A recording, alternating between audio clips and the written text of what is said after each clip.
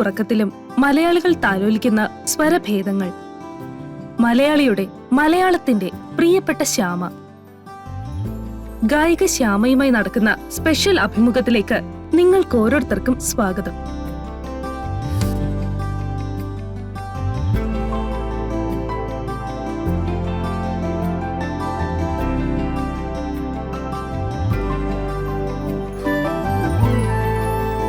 അയ്യോ, ശരിക്കും മോള് തന്നെ. മിണ്ടായിരിക്കമ്മേ, അത് കാണുകയല്ലേ. നമസ്കാരം മാഡം. നമസ്കാരം. ശബ്ദം കൊണ്ടൊരാളെ സ്വർഗത്തിൽ എത്തിക്കാൻ കഴിയുമെങ്കിൽ അത് സാധിക്കുന്നത് ശ്യാമ മാഡത്തിനാണ്. ഉത്തരേന്ത്യൻ ഗായകരിൽ പ്രധാനപ്പെട്ട ഒരാൾ പറഞ്ഞതാണ് ശ്യാമ മാഡത്തിനെ കുറിച്ചുള്ള ഈ വാക്കുകൾ. മാഡം വന്നതിൽ അതീവ സന്തോഷം.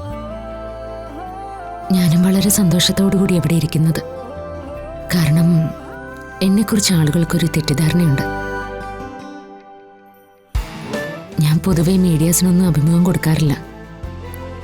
പരമാവധി ആഘോഷങ്ങളിൽ നിന്നൊക്കെ മാറി നിൽക്കുന്ന കൂട്ടത്തിലുവാ. എത്രയോ ആളുകൾ എൻ്റെ പാട്ട് കേട്ടിട്ടുണ്ട്. മുഖം ഒന്ന് കാണാൻ കഴിഞ്ഞില്ല എന്ന് പറയുന്നതും കേട്ടിട്ടുണ്ട്. സത്യമല്ലേ മാഡം? മീഡിയാസിൽ നിന്നും ഇത്രയധികം ഒഴിഞ്ഞു നിൽക്കുന്ന ഒരാളെ വേറെ കാണാൻ പറ്റില്ല. എനിവേ, നമ്മളിപ്പോ അത് ബ്രേക്ക് ചെയ്യുന്നു. ശ്യാമ മാഡത്തിനെ ഇതുവരെ കണ്ടിട്ടില്ലാത്തവർ ശ്യാമ മാഡത്തിനെ കാണുന്നു. എന്താണ് ശ്യാമ മാഡം? എങ്ങനെയാണ് ശ്യാമ മാഡം? ശ്യാമ മാഡത്തിന്റെ സ്വര സാന്നിധ്യം മലയാളികൾക്കിടയിൽ ഒരു ശീലമായി മാറിയത് എങ്ങനെയാണ്? അതിനുത്തരമാണ് ശ്യാമ മാഡത്തിന്റെ ഈ തുറന്നു പറച്ചിൽ.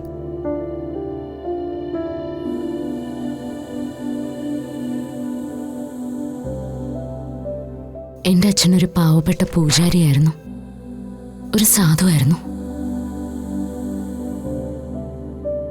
ഒരു മഴയുള്ള കറുത്ത രാത്രിയിലാണ് ഞാൻ ജനിച്ചത്.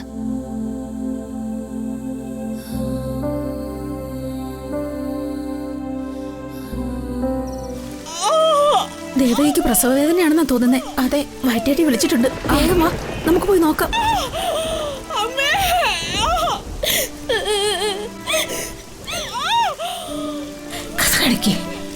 കാര്യം പന്തിയല്ലെന്നാ തോന്നുന്നേ. ഞാനൊന്ന് നോക്കട്ടെ. ശരി.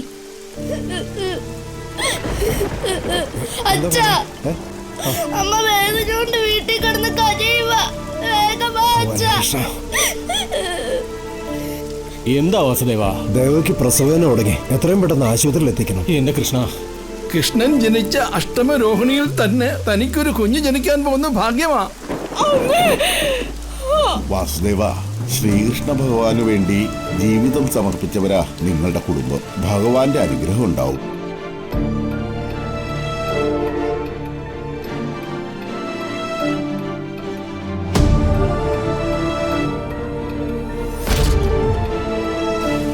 വാസുദേവ, ഇത് പിടിക്കുക. ഇത് കൃഷ്ണ ഭഗവാൻ അർപ്പിച്ച തുളസി തീർത്ഥ. സുഖപ്രസവത്തിനു വേണ്ടി ഈ തീർത്ഥം ദേവകിക്ക് കൊടുക്കുക.